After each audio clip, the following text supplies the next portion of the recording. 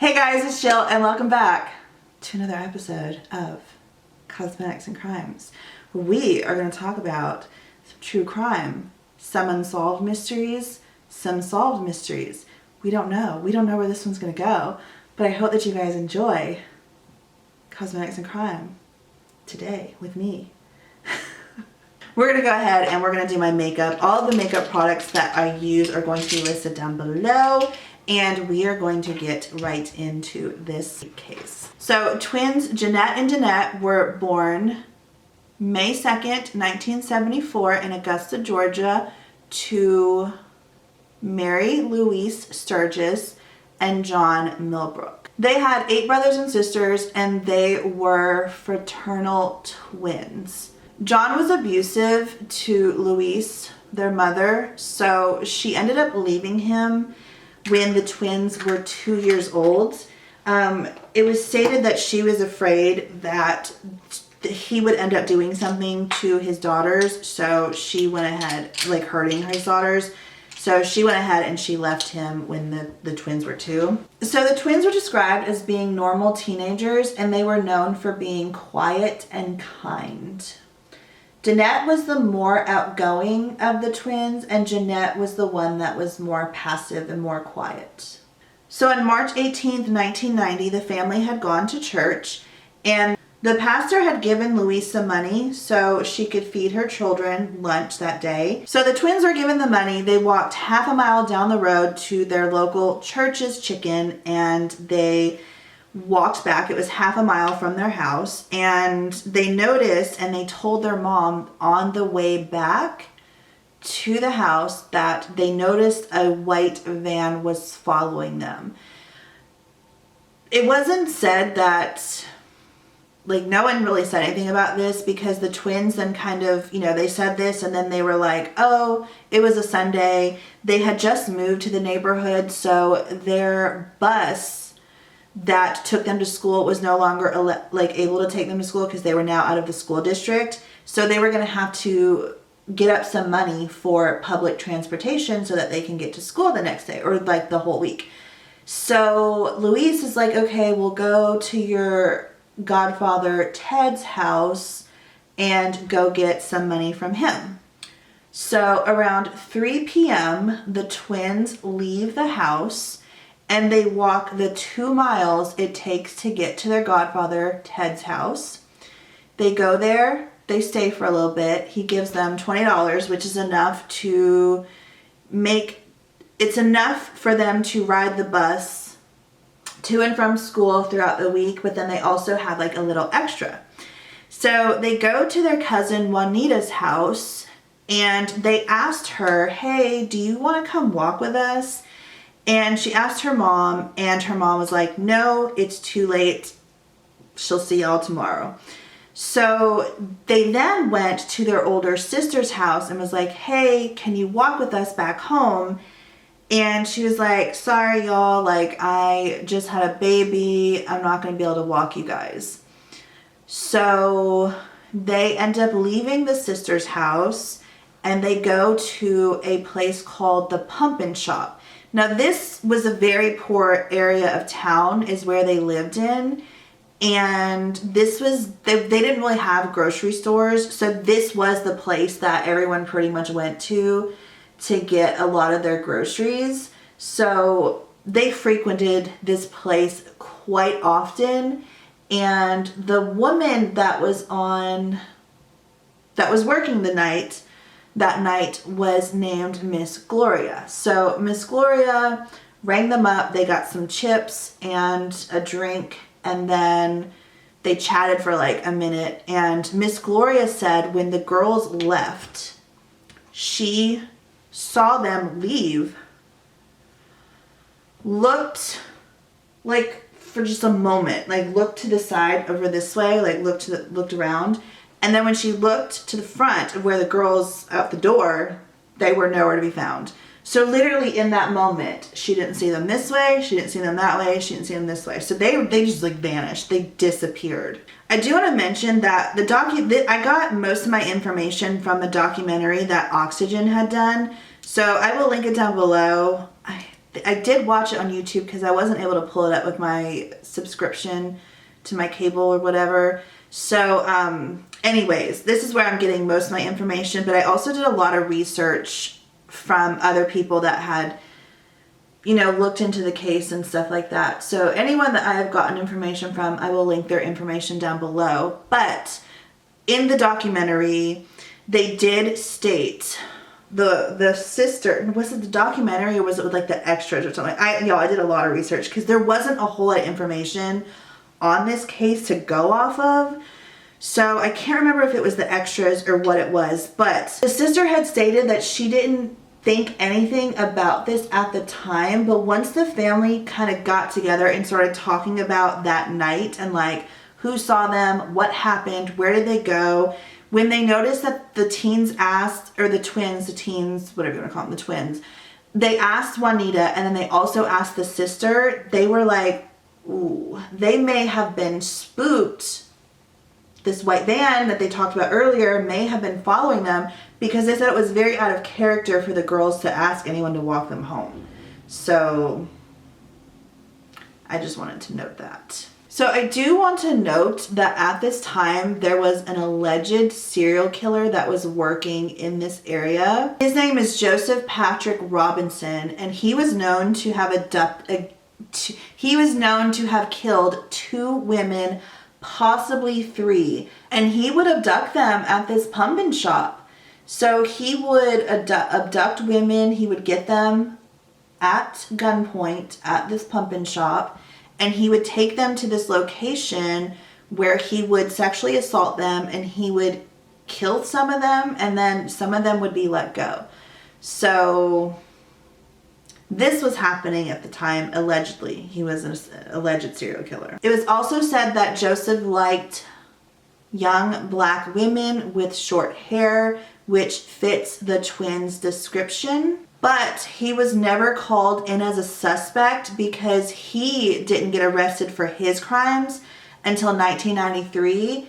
And when further investigation went further into this case, he had already passed, because he passed away in jail in 1999. So on March 18th, 1990, when the girls did not return home, Louise starts panicking and she gets her younger daughter Shantae, and they walk around the neighborhood trying to find the girls and trying to see if they can, you know, see any evidence of their whereabouts. They unfortunately didn't find anything, so they go home. Louise calls the cops. Dispatch told her, we can't do anything at this point because they haven't been missing for 24 hours. So call us back once they've been missing for 24 hours. So poor Louise has to wait for 24 hours, I'm sure in complete agony, waiting to make this phone call. And so she finally is able to call them the next evening once the girls haven't returned home. And dispatch finally transfers her to a detective by the name of Jim Shipp. And he was not so nice. He was not so caring. Like, I want to try to keep my opinions out of these cases, but on this one, it's really, really, really hard to, because of the way that the cops and investigators treated this poor woman. Like, imagine being a mom, and I'm going to go into it later. So Detective Jim Shipp was the investigator who was assigned to the case. He immediately said that they were runaways and wrote them off as such. They're runaways. So a proper investigation was never done on this case. Poor Louise was ignored by everyone. There was no media attention. Augusta, Georgia is the home of the Masters. So the Masters happens in April, the first week of April. So there's a lot of media that goes into the Masters. When people hear about Augusta, that's the first thing they know. When they're golf fans, that's the first thing they know about Augusta, because there is a lot of attention that is brought to the city of Augusta. 2 weeks prior to the Masters happening in 1990, there were celebrities, there was media here, there was all kinds of people that could have helped bring attention to this case, and this woman was ignored by everyone. Like, this city brings in $120 million during the week of the Masters. This is a big thing. Like, this is the thing of the city. So the fact that she wasn't even able to get, I mean, literally 2 weeks after they were missing, she's still frantically trying to find her daughters, and no one is giving her attention. She asked Oprah Winfrey, and they ignored her. John Walsh, who is the host of America's Most Wanted, she tried to get in touch with Montel Williams. Like, even NCMEC, is that what it's called? NCMEC, which is the National Center for Missing and Exploited Children. They even really ignored her. Like, the teens, why do I keep calling them the teens? The twins were put into their database as being missing, but there was nothing that they even did for this poor mother, Louise. This case went ignored for 27 years.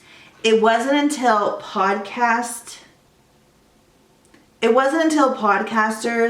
Laura and Brooke, they have the podcast The Fall Line.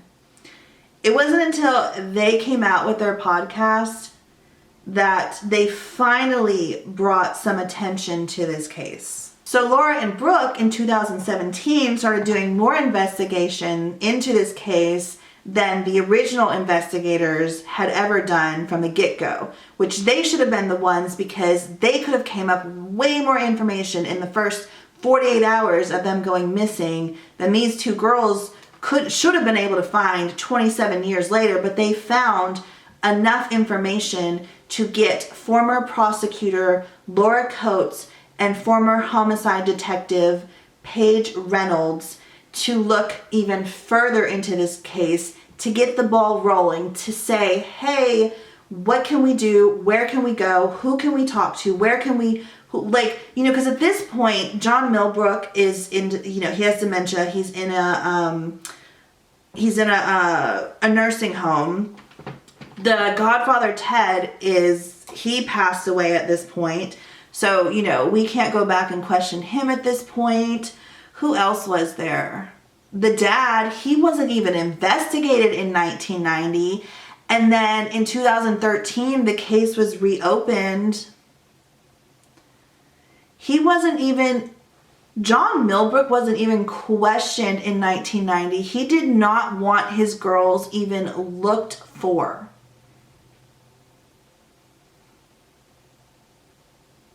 Come again? Like, these are your daughters, and I don't even know where I was going with this. Basically, nothing happened with this case for 27 years, and Laura and Brooke did the podcast, and they finally brought some attention to this case. So this is the first case of missing twins who are still missing to this day. And at this point, before the podcasters come into play, literally nobody knows about these girls. I just want to say, I give major props to Laura and Brooke for bringing attention to this case.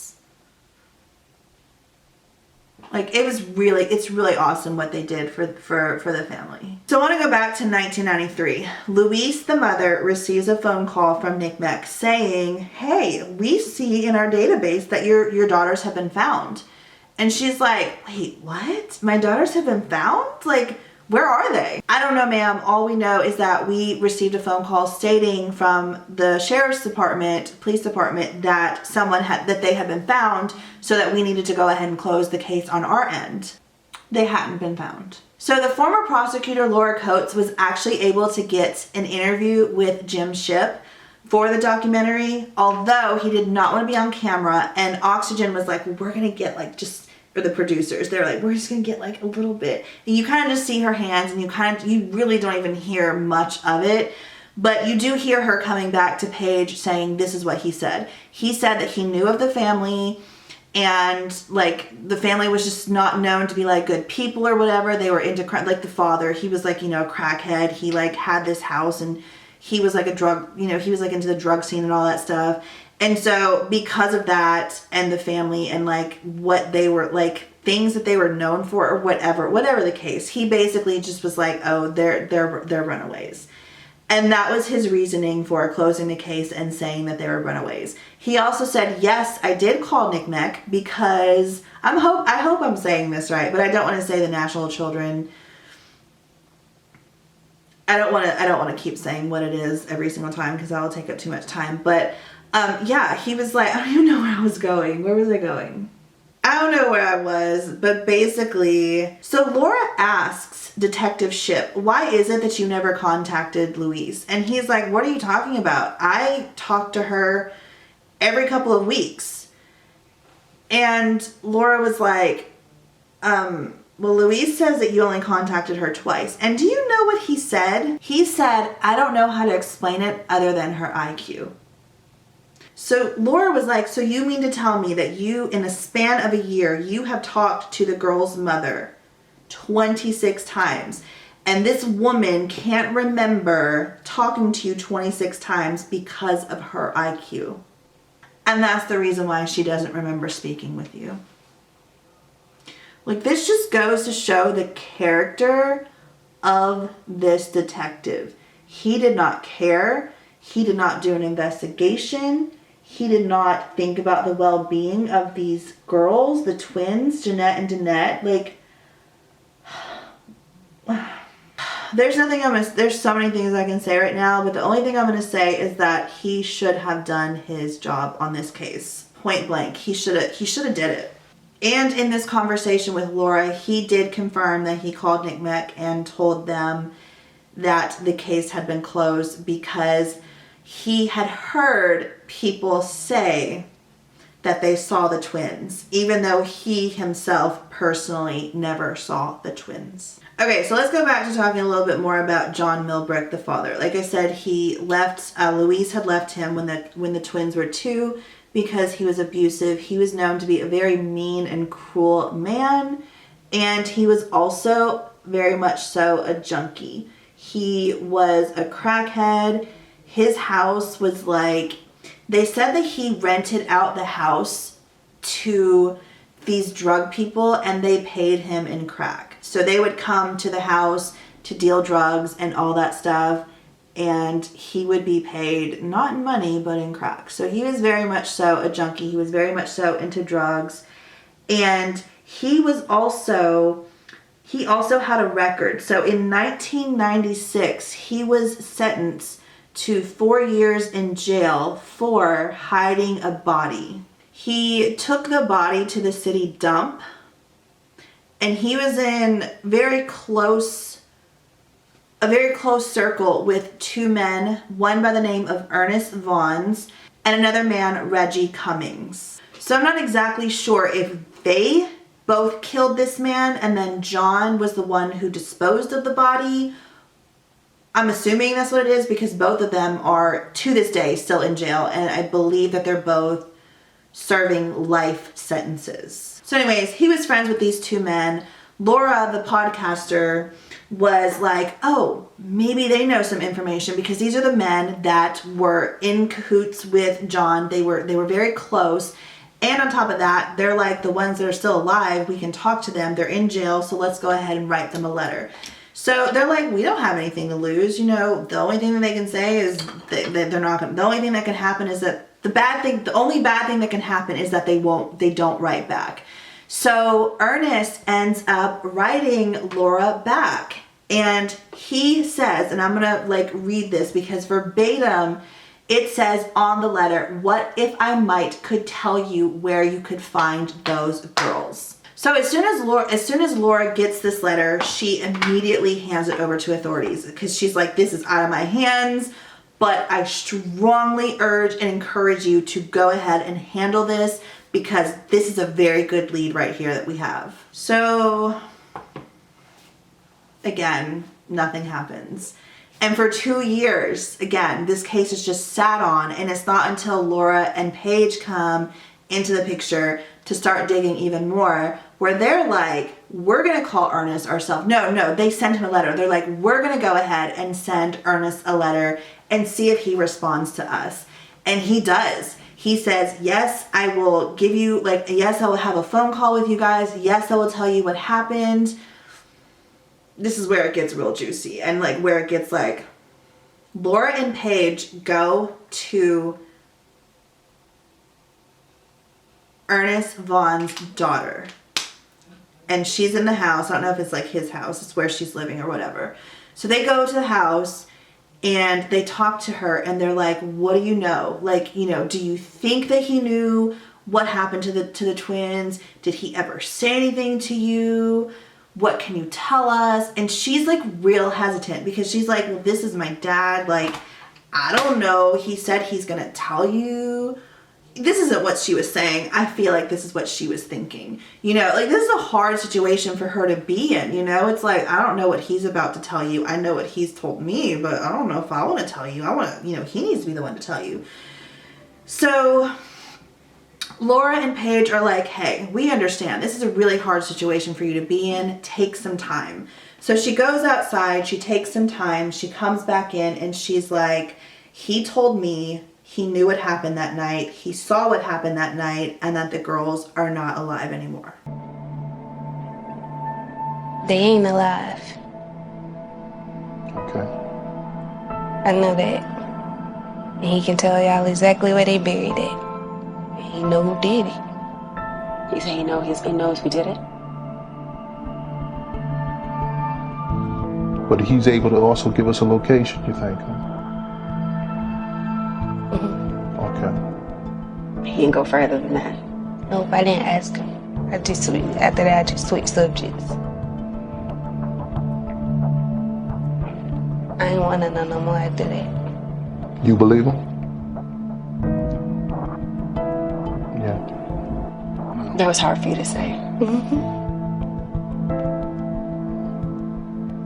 What you have shared with us is not going to hurt. It's going to help. We really want to talk to him.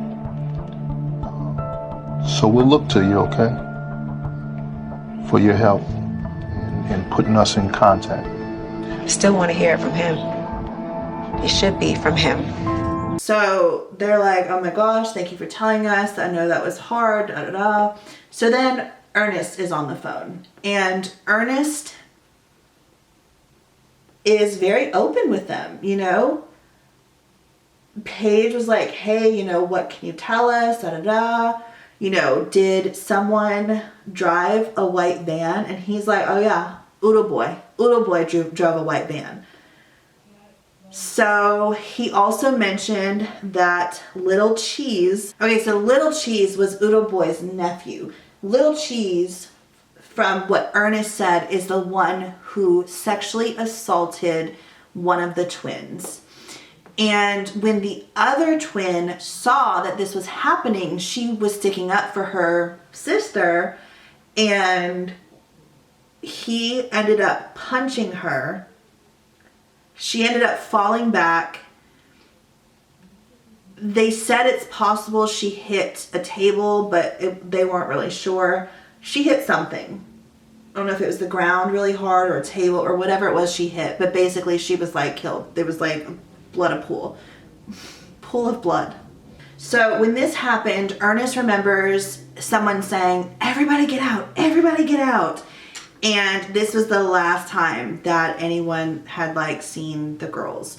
He did state that he knew where the girls could possibly be located.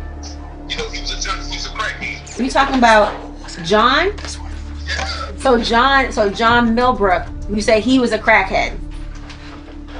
Yeah, he was a crackhead. That man, his mind behind that, you know what I'm saying? I feel like he know what went down, and he ain't say nothing about that, you see what I'm saying?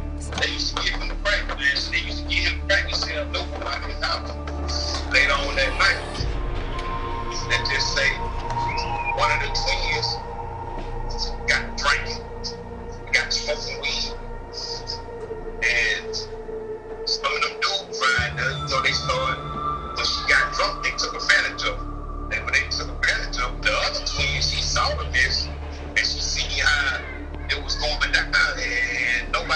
saying that she said something, and let's just say one of them notes shook, and I guess she fell, she hit the table, and I think she busted her head open on the table.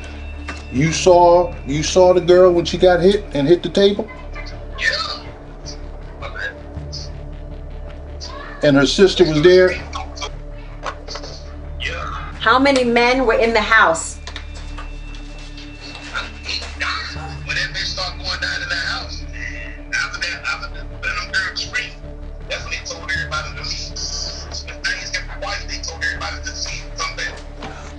Now I'm gonna tell you now, to be honest, I don't think them girls are alive. Well, let me ask you this. Do you know where the bodies are? He did claim that he knew possibly where the girls could have been buried because it was known that Mary's brother's brickyard was a place where people would go, or these criminals would go to like hide bodies. So after Laura and Paige get off the phone with Ernest, I don't know if it's like a couple of days or like the same day or whatever, but they go and they talk to Sheriff Richard Roundtree, who I want to add in 2013 was elected as sheriff, and he was the first black man to be elected in the city's 200-year history.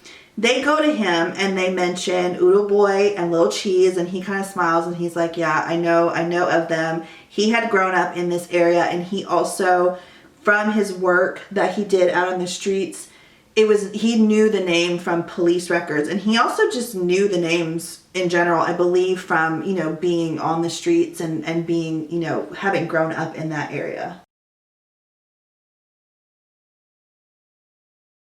He says that he wants to go ahead and see if he can get Ernest Vaughn's confession on tape and on record, because he wants to see if he can build a case and prosecute, and he definitely wants to see that justice is served. So he sends investigators to the jail where Ernest is, and Paige goes up to them in this documentary and he's like, hey man, tell me you got me some good news. Tell me you got me some good news. And the investigators are like, well, we can't discuss the case with you. And he's like, yeah, I know you can't, but come on, tell me you got some good news. And they're like, we've got some good news. Come to find out, when they go talk to Richard Roundtree, he stated that when investigators went to go talk to Ernest was talking about another double homicide that had happened in that house.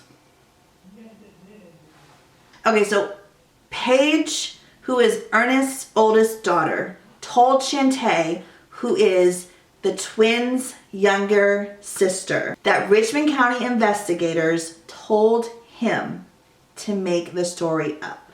But that he told Paige, his daughter, that what he originally said to Laura and Paige, the investigator or the detective, was true.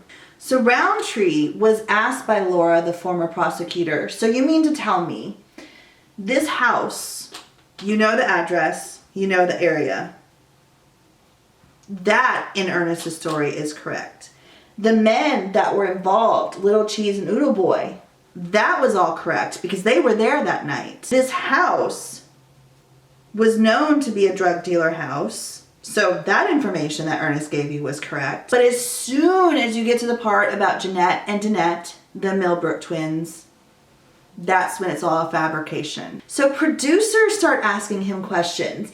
And when producers start asking him questions, he stands up, he buttons his jacket, his suit jacket, and he's like, criminals lie. And then he says, all right, y'all enjoy the rest of your day. And he proceeds to walk away. So anyways, despite the wishes of the family, Sheriff Richard Roundtree decided that the investigation was over and that he was not going to use any of the evidence that was dug up in the episode of the Oxygen documentary. Think about being a mother and you do not know where your children are. They just one day up and vanish and nobody cares to find them.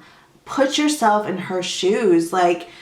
It's horrible that these people continued and continue to treat her the way that they have and had. So I just can't imagine what she's feeling. And here we are 30 years later with still nothing, you know, nothing has been done. Justice has not been served.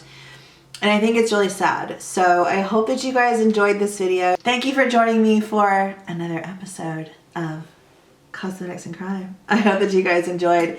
If you did, please subscribe, click the notification bell so you're always notified of every single upload. Like this video, share it, and I will see you guys in the next one. Comment down below in the comment section who you guys want me to cover next. Do you guys like these cases that I'm doing where they're not really super well known and you kind of are like on the edge of your seat maybe trying to find like what's going on, what's happening? Or do you like me to cover the cases that are more well known? Like I've heard someone say that they wanted me to do Chris Watts and some other more well-known cases. So let me know in the comments down below what you guys like to see more, the well-known, not so well-known, and I will do more of those. Thank you guys so much for watching. I hope that you are having an amazing holiday season, and I'll see you in the next one. Bye. To another episode of Crimes.